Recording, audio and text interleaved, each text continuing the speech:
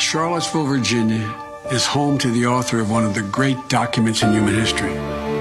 We know it by heart.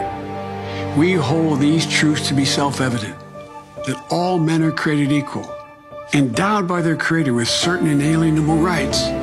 We've heard it so often, it's almost a cliche, but it's who we are. We haven't always lived up to these ideals. Jefferson himself didn't, but we have never before walked away from them.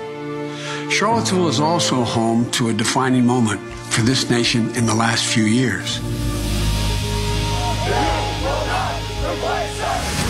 It was there on August of 2017 we saw Klansmen and white supremacists and neo-Nazis come out in the open. Their crazed faces, illuminated by torches, veins bulging and bearing the fangs of racism, chanting the same anti-Semitic bile heard across Europe in the 30s. And they were met by a courageous group of Americans, and a violent clash ensued. And a brave young woman lost her life. And that's when we heard the words of the President of the United States that stunned the world and shocked the conscience of this nation. He said there were, quote, some very fine people on both sides. Very fine people on both sides? With those words, the President of the United States assigned a moral equivalence between those spreading hate and those with the courage to stand against it. And in that moment, I knew the threat to this nation was unlike any I had ever seen in my lifetime. I wrote at the time that we're in the battle for the soul of this nation. Well, that's even more true today. We are in the battle for the soul of this nation. I believe history will look back on 4 years of this president and all he embraces as an aberrant moment in time.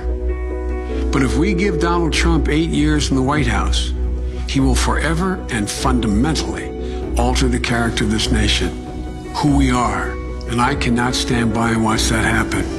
The core values of this nation, our standing in the world, our very democracy, everything that has made America America is at stake. That's why today I'm announcing my candidacy for President of the United States. Folks, America's an idea that's stronger than any army, bigger than any ocean, more powerful than any dictator or tyrant. It gives hope to the most desperate people on earth.